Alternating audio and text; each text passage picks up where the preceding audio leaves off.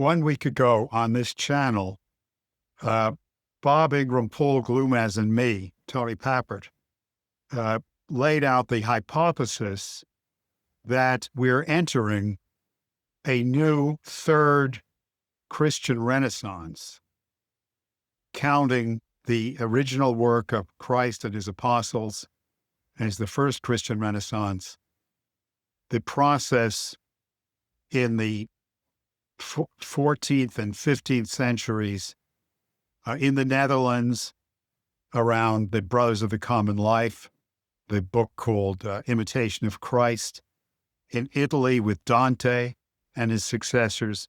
That was the second Christian Renaissance. And the third, after the virtual killing off of Western Christian civilization over the past 125 years, the third Christian Renaissance of today, led by President Trump's United States of America. So that's what we laid out. We'll be back 1 week from today to continue that.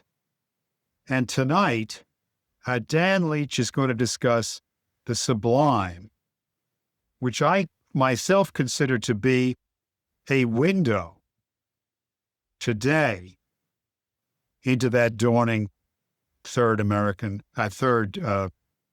Christian Renaissance. So I'm putting a link to our class of 1 week ago in the chat and handing it over now to poet Dan Leach.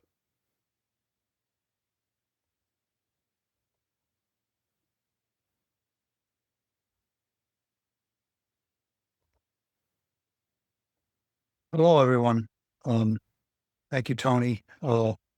As Tony mentioned last week, the class on the third Christian Renaissance, I've always made a case brilliantly for not the fact that not only are we in a third Christian Renaissance, but the fact that the other ones, the ministry of Jesus Christ and his apostles, which defeated the Roman Empire, and the second one, the great Italian Renaissance, the Florentine Renaissance that rescued civilization from a dark age, that these ideas are the most powerful ideas in the world and are again at work in our world. Tonight, I'd like to approach this from a slightly different standpoint that you might not have considered before, which is how it is that we, as human beings, can access this divine power, which is the essence of this of a Renaissance, and make a case, I think, for, or at least I'm going to try to make the case for how we can do this today through the deployment of great and teaching of great classical art in the context of this spreading Christian Renaissance that we're in right now. Now, let me say a few words, first of all, though, about the genesis of this idea I had for this presentation, which was really inspired by the showing of a film called The Devil at Woodstock by my friend Dave Gosselin, whose website Age of Muses is a classical poetry website which has featured me and among others in recent years. The poem, I wrote the poem. It's a long narrative poem called The Devil at Woodstock many years ago, and Dave took the idea of this poem, which is the deliberate targeting by demonic, satanic, evil people within the oligarchy and within the intelligence agencies of the U.S., Britain, and others, to poison and destroy the minds and souls of an entire generation, what we have come to know as the drug, rock, sex counterculture. And he took this idea and I think brilliantly fleshed it out and proved that the occult forces involved in this. And I recommend the film to anybody who like to do a deep dive into such questions. But at the end of this screening, I was on a panel with Dave, and I was asked, "Well, what do you think that this portrayed the evil pretty effectively? But what do you think the remedy for this is?" And I said, "Well, there's a quick answer.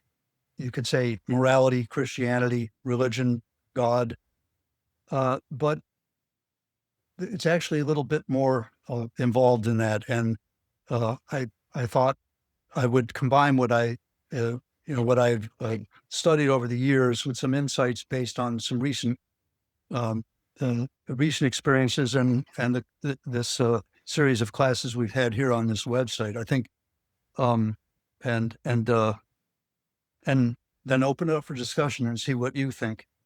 But the idea came to me that this really is a spiritual war. I mean, I know a lot of people throw around that term and say that prayer is the answer, but this is we have been under attack by a very clever and very resourceful enemy, and I think first of all, before we consider the remedy, it's important to know, just as is in the case with any war you're in, you have to know your enemy and how they think, what their mindset is. And in this case, one thing that really struck me after watching this film and thinking about this again is this curious phenomenon you just can't help but notice, of an absolute passionate hatred that the oligarchy has for the good, for any expression of it, whether it's patriotism, whether it's the family, whether it's the innocence of children, whether it is religion as a whole. These oligarchs have an absolute, and their torture and their lackeys, the people who tend to attach themselves to the powerful oligarchy, the British Empire, the World Economic Forum, all these kinds of structures. There are many people involved within the ranks of it that are in it for mere self gain. But when you get right down to the core actors, think of a person like Bertrand Russell, who set out to destroy creativity in science, and Lyndon LaRouche described as the most evil man of the 20th century. These people are not motivated by greed. They're not motivated by mere self-advantage in any normal way. They're devoted to the idea of winning over or perverting the souls of their fellow human beings, so that they stamp out the good in this world. And that is and I believe it's because these people, either through their family life or the fact that that's all they've ever known, the damage has been done to their souls.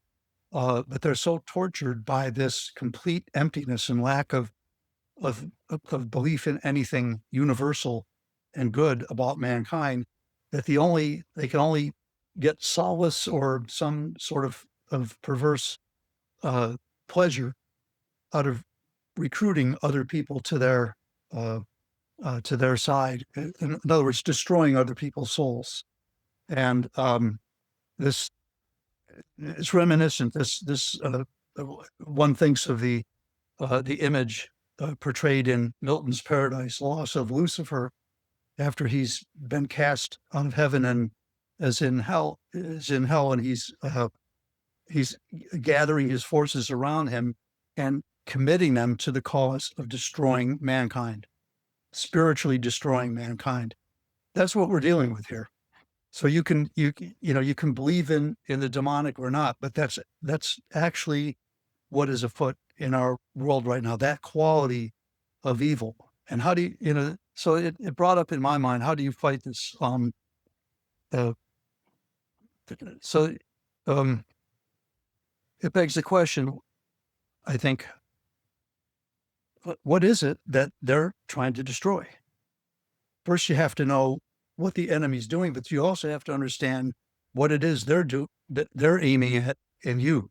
And I think this is where we get into this deeper question of man's spiritual nature and how we access it. Now, let me say something about my personal experience, because I think it's relevant to what we're discussing here. I mentioned the devil at Woodstock. I wrote that poem knowing what I was talking about. I was a very enthusiastic member of the counterculture in the 1960s. I was at Woodstock, and I began to realize in the mid 70s the absolute spiritual emptiness of this entire culture. It was, it was becoming very clear to me that any claims to idealism had either turned to, or really always was, about personal pleasure and self-fulfillment. It had nothing to do with improving the lot of mankind, which I believed in, and and thought I was embracing. And around this time, when I was beginning to have doubts, I became acquainted with Lyndon LaRouche and joined his movement, because I thought this was a way to actually approach doing something good in the world and doing something good with my life.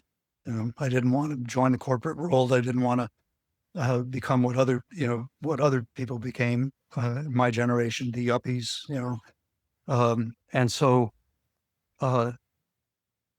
it was in the process of my learning about politics, history, economics, that I was introduced to classical music and classical poetry and art and plastic art, painting, sculpture, etc. But as I'm sure most people know, nothing grips the heart and soul like music and poetry do. And I remember being so moved by things like, and everyone has their personal preferences, but I was so moved by, for instance, the third movement of Beethoven's Ninth Symphony, or Mozart's Requiem, and other works of that sort. Profound and deeply moving works that can reduce one to tears. And I found myself wondering, what is it that's doing this? Because it's not sad, necessarily. It's not, and it's not happy. It's not something that's coming from an intellectual discovery in that sense. And I began to investigate this, and I knew the term sublime had been used to describe such moments. It's very similar, for example, to when you are overwhelmed by something sublime in nature. For example, the limitless expanse of the sea, the almost dizzying heights of a mountain, the most universal of all the stars at night, that you feel overtaken by a sense of greatness and also a sense of that the ego, your individual personality, is somewhat diminished in importance, and you are experiencing something greater than yourself. Let's say, for starters. I became very curious about this. How is this done in art? So I studied everything I could get my hands on at the time of people who had written about the sublime, from Longinus, the Roman writer, to St. Augustine has a very interesting view of this, to Edmund Burke, to Kant. But it was Friedrich Schiller who, around this time, our movement had discovered and was beginning to translate his works, that I found had the most compelling way to think about this. And so, Tony, if you would pull up the quote from Schiller, I'll read this to you, and I'll discuss it a little bit.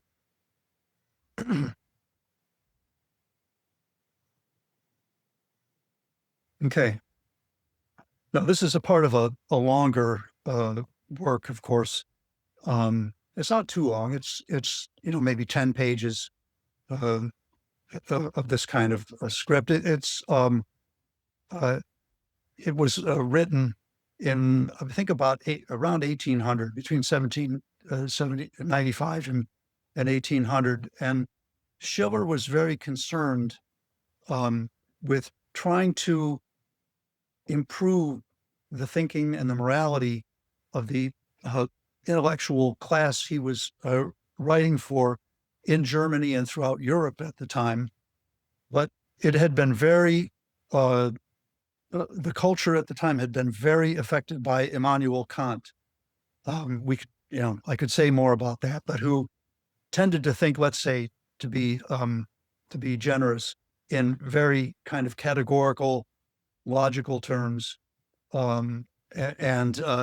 Schiller was using his terminology, because that was kind of the language of the day, to try to get at this much deeper principle involved. So about midway through this essay, he says,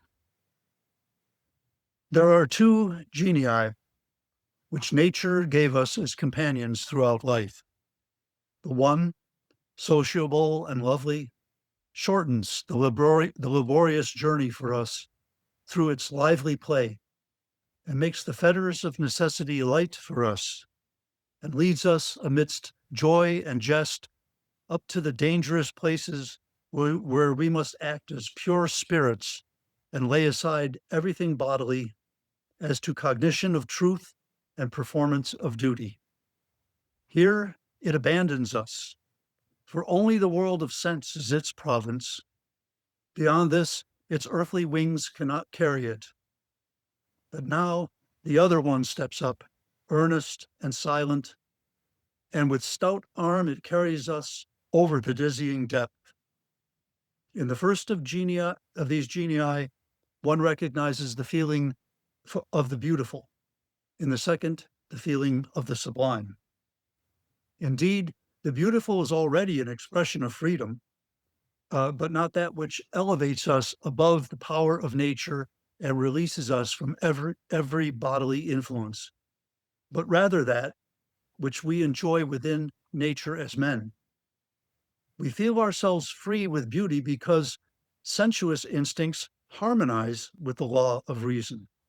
We feel ourselves free with the sublime because the sensuous instincts have no influence upon the legislation of reason, because the mind acts here as if it stood under no other than its own laws. The feeling of the sublime is a mixed feeling. It is a combination of woefulness, which expresses itself in its highest degree as a shudder, and of joyfulness, which can rise up to enrapture, and although it is not properly pleasure, is yet widely preferred to every pleasure by fine souls. This union of two contradictory sentiments in a single feeling proves our moral independence in an irrefutable manner. For as it is absolutely impossible that the same object can stand in two opposite relations to us, so does it follow therefrom that we ourselves stand in two different relations to the object, so that consequently two opposite natures must be united in us, which are interested in the conception of the same in completely opposite ways. We therefore experience through the feeling of the sublime that the state of our mind does not necessarily conform to the state of the senses, that the laws of nature are not necessarily also of ours, and that we have in us an independent principle which is independent of all sensuous emotions. So here I think Schiller identifies the core principle involved. As I said, I've read this essay many times over the years. I just read it again today. What he says throughout is profound. It's beautiful. He makes the case very strongly, but I think that little snippet kind of captures the essence of it. It's something within us is greater than our physical being, which is finite and limited. Um, but that's our physical being, that is. But this other something is immortal, it's infinite, and it's universal. And I think the effect of sublime art, I think of Beethoven's Ninth Symphony again, which was the inspiration for every freedom movement, in the former communist countries, in 1989 of the Chinese, uprising. It has a universal quality, and in fact,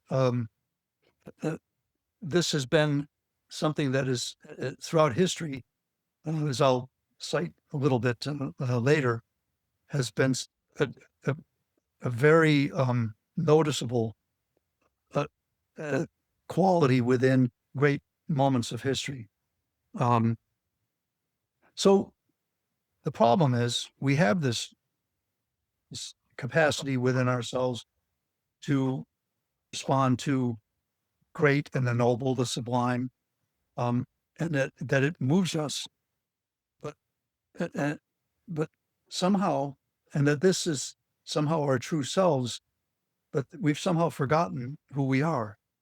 And I think this is where you get the problem of evil, because of the necessities of life, because we live in a world in which we're seduced by pleasure, gratification of ego, for example, and most importantly, the fear of death. These are the things that hold us back from experiencing who we really are, which we get a glimpse of in moments of contemplation of the sublime. And these are the enemies: pleasure, ego, and the fear of death, which are the most powerful weapons that the enemy, this evil force in the world, uses against us. Those are their weapons in the war. So I think, I'd like to consider this a little bit more deeply, because I just, have said a mouthful, I guess.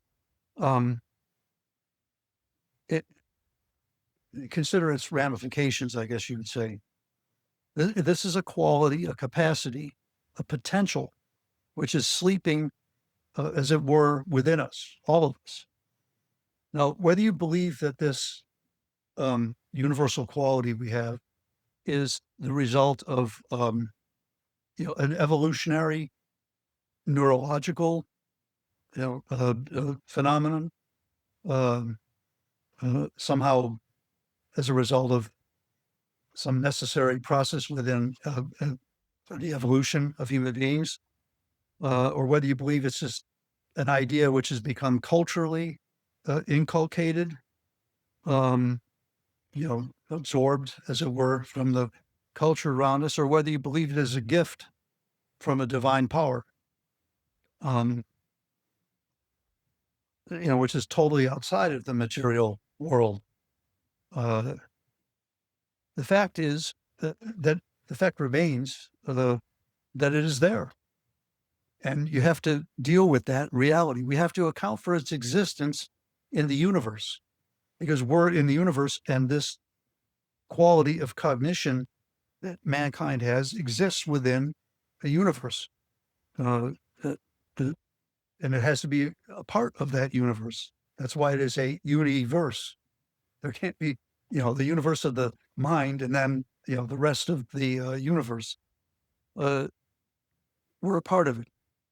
So that begs the question, what kind of universe would develop such a thing or have such a thing within it? Mankind, with all its faults, with all the tragedy that marks most of history, uh, we are nevertheless capable of divine-like powers of mind. I say divine-like because we're limited, because we live within physical, the limitations of physical reality. Um, Divine-like powers of thought and of unexplainable from the standpoint of necessity, or how this would possibly be accountable by evolution. This this quality of heroic self-sacrifice that has been shown throughout history to have been the characteristic of the most important uh, uh, positive things that have happened in history. Um, this is, I think, a something that no animal does. I mean, animals will sacrifice for the sake of an offspring, for example. But the concept of your species or your nation, that, and I'm not talking necessarily about, about great uh, actors on the world stage, you know, who, you know, uh, risk their lives for the sake of a cause. That is a sublime thing to consider. But this is something that the common soldier does in war, or that a first responder does when they walk in, firemen, when they walk into a burning building to save someone. Uh, this, I think, the fact that this exists within uh, humanity, and the fact that this has a capability to uplift and somehow strengthen our spirit, um, again, begs the question of what kind of universe do we live in that such a thing is possible, would have developed. And so whether you believe it was evolution, which I think it's, there's Tony and I were discussing before we got on here. There's an entire um, group of scientists now who are delving into this realm of how do you account for the human spirit. It can't be even consciousness, let alone this higher quality of capacity for the sublime, can't be accounted for through uh, any biological known physical processes within biology. I'll get into this a little bit. Not biology, but what that what that um, points to. So again, whether you believe it's evolutionary, cultural, or comes from a divine source, nevertheless it is miraculous. And I say that in its true meaning. And it's had a demonstrable effect on human history. Um, this is, you think of something like Joan of Arc, for example, whose heroic leading of France militarily, and then her sacrifice, her death and sacrifice for the sake of her nation, literally inspired what became the modern French nation. And there's many more examples of this in history. So it's not just a figment of the imagination. It's been a real force in human history.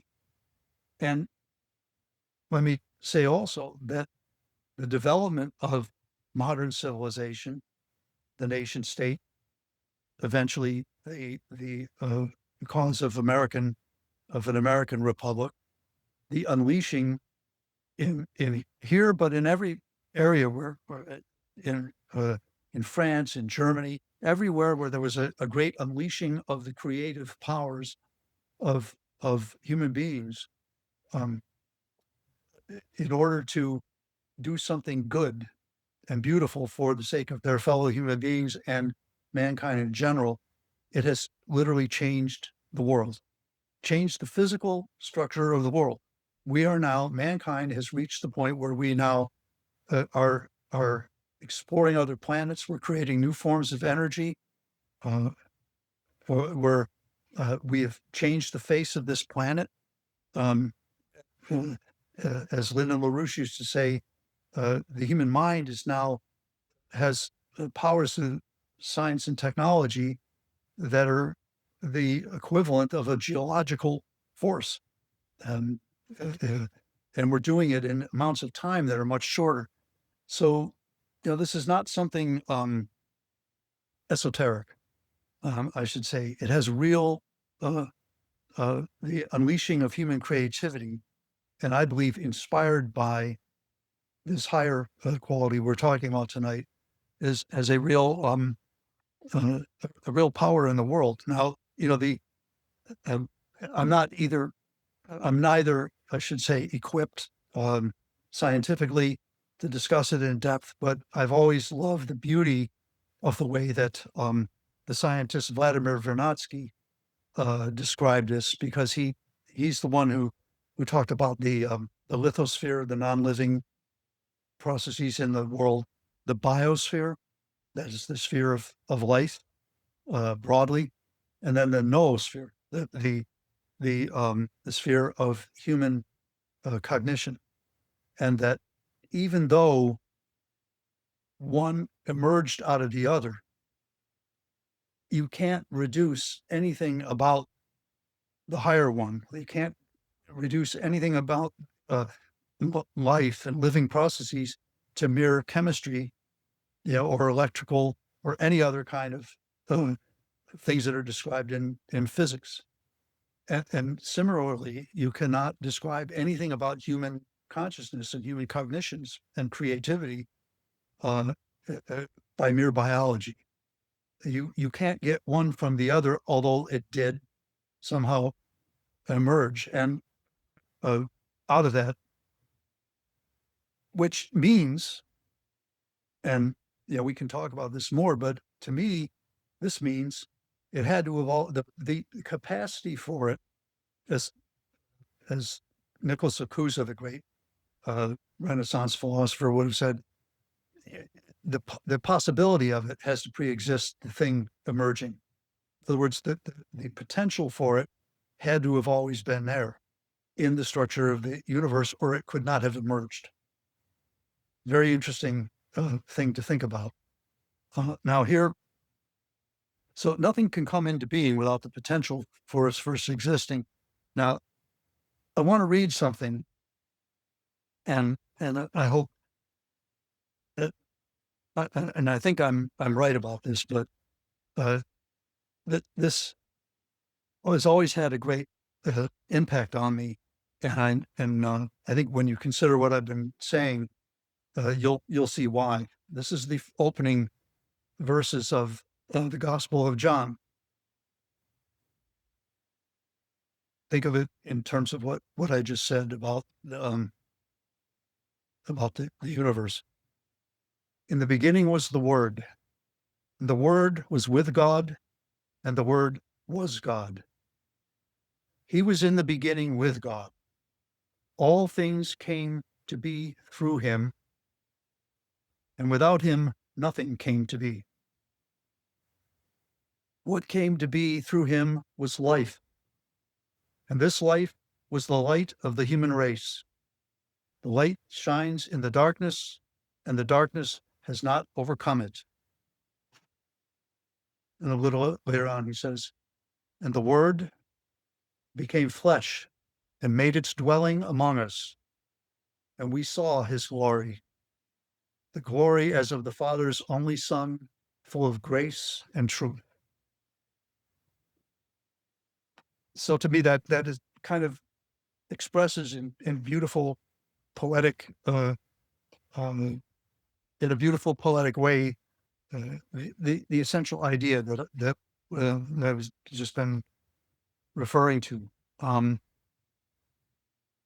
So this potential to connect with this divine power is sleeping within us. It can be awakened by the sublime, whether it's in nature or in its higher form, when it's you might say distilled and concentrated through classical art, which takes you beyond the senses. Um, but why does that occur? Well, I think uh, when you think about it, most great and and the greatest and most noble of the creative artists, the Beethovens, the Mozarts, the Keats, the Shelley, the great poets, etc. You get a feeling of intense love that they have for mankind. That's the reason why a great artist creates a great work of art. And I believe only that makes a great work of art great. If it's done for personal aggrandizement, if it's done for, for show, um, or any other thing, it's going to fall short of moving the soul that way, because that's why it was created. Um, and the effect of it. When the artist does this, what is he doing? He's submitting himself to a higher power, letting it flow through him. He's experiencing the sublime in his mind. Beethoven had this idea in his mind, sits down, goes through the sometimes gut-wrenching work to try to create something that will express this and give it to other to other human beings, because the artist understands there's certain universal things that people will respond to. But I think it is love that inspires it, uh, that it's submission to something higher than yourself, which which allows it to be expressed. And its effect on us is to remind us that we're brought to a place that the artist is in, and it reminds us of our true selves. Not only our true self personally, but we recognize, or should anyway, that all people are capable of going to this place and being and have this capacity within them. So, you know, so its effect is to make us better, because we realize the the the humanity, the essential quality of humanity in other people, to strengthen us against our littleness, our ego, and all the things that that drag the human spirit down, um, and to overcome through familiarity with this our fear of death, because we realize this is something that's immortal, right? And that it's more real, in fact, than physical, what we think is a physical uh, reality. So I believe that's what's meant by redemption. Now, you know, you could argue with that, but I think that's the what you might call the that you might call that the phenomenology of the essential truth and of redemption. Um, so I mentioned Joan of Arc, um, Socrates going to his death willingly for the sake of of this immortal quality that he knew he had, and communicating that to others. But I think if you consider what we've been talking about here, the most sublime uh, thing to contemplate, that's possible, is the death and resurrection of Jesus Christ. because here you have literally God. It's not just like a human being giving themselves up for the sake of their nation. It's God himself saying, I understand you and I'm going to become one of you and I'm going to show you, the way to be reconciled with your actual divine and infinite identity.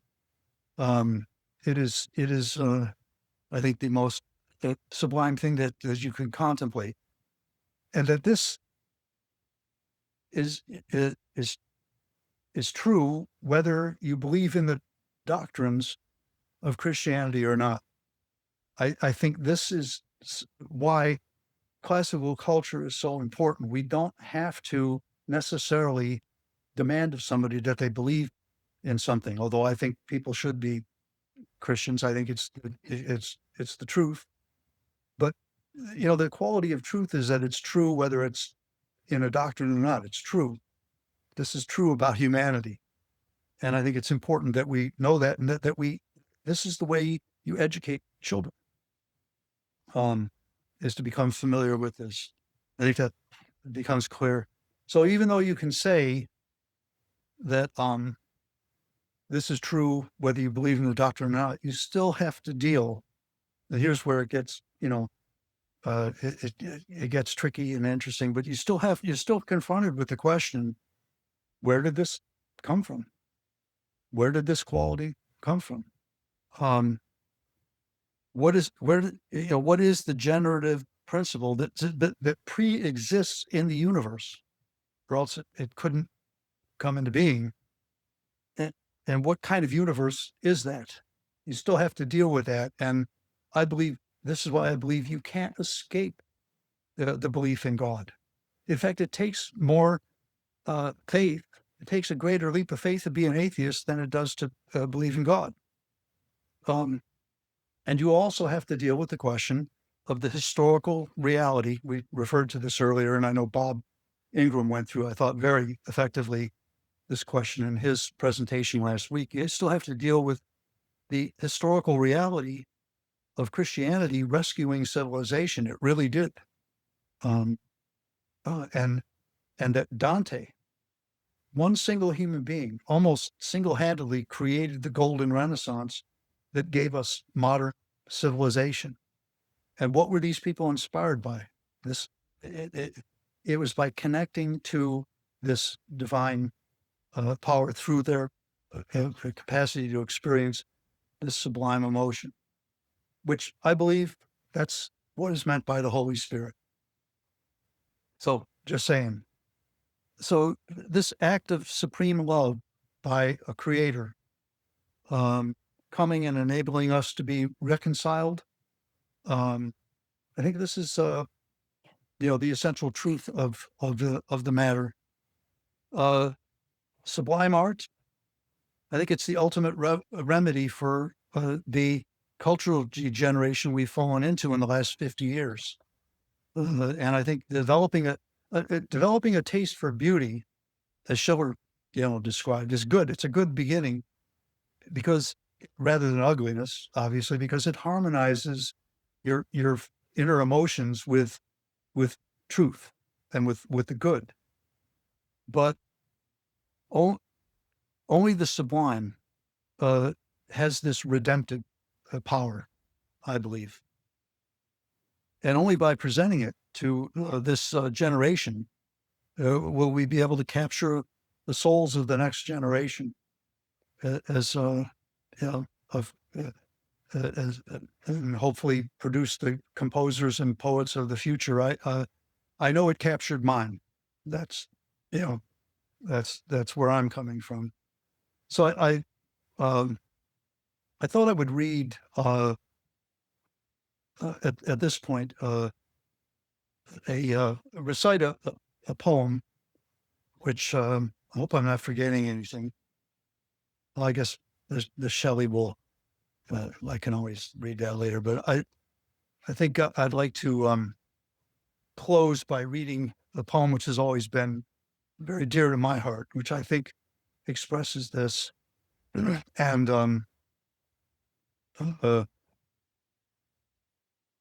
if you think about what has been said Uh, it should help you understand a little bit what he's getting at here.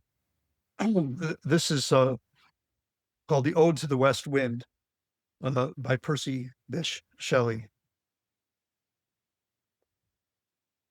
O wild west wind, thou breath of autumn's being, thou from whose unseen presence the leaves dead are driven like ghosts from an enchanter fleeing.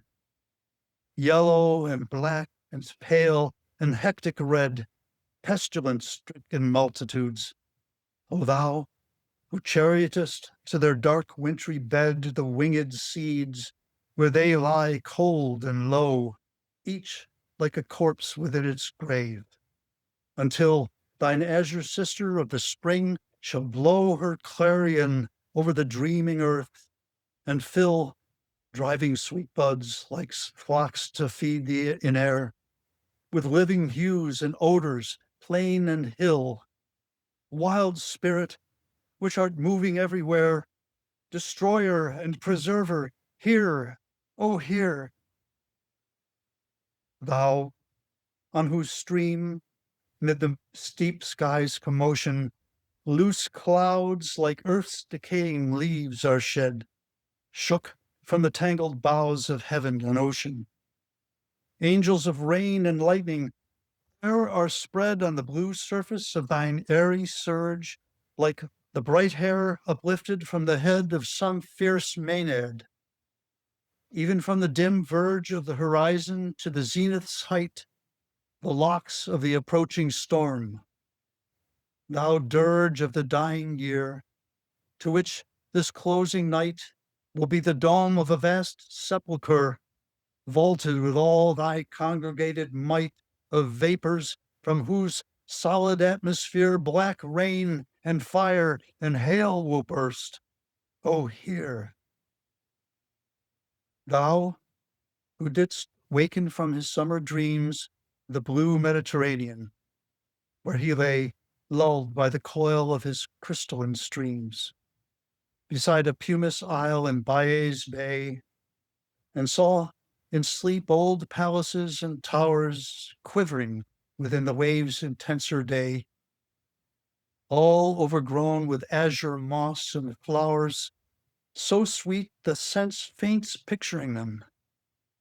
Thou, for whose path the Atlantic's level powers cleave themselves into chasms, while far below the sea blooms and the oozy woods which wear the sapless foliage of the ocean know thy voice, and suddenly grow gray with fear and tremble and despoil themselves. Oh, hear, if I were a dead leaf thou mightest bear, if I were a swift cloud to fly with thee, a wave to pant beneath thy power and share the impulse of thy strength, only less free than thou, O uncontrollable. If even I were as in my boyhood, and could be the comrade of thy wanderings over heaven, as then, when to outstrip thy skyey speed scarce seemed a vision, I would ne'er have striven as thus with thee in prayer in my sore need. Oh, lift me as a wave, a leaf, a cloud. I fall upon the thorns of life. I bleed. The heavy weight of hours has chained and bowed one too like thee, tameless and swift and proud. Make me thy lyre, even as the forest is. What if my leaves are falling like its own? The tumult of thy mighty harmonies will take from both a deep, autumnal tone, sweet though in sadness. Be thou, spirit fierce, my spirit. Be thou me, impetuous one. Drive my dead thoughts over the universe like withered leaves to quicken a new birth. And by the incantation of this verse, scatter, as from an unextinguished hearth, ashes and sparks, my words among mankind. Be through my lips to unawakened earth the trumpet of a prophecy. O wind, if winter comes, can spring be far behind?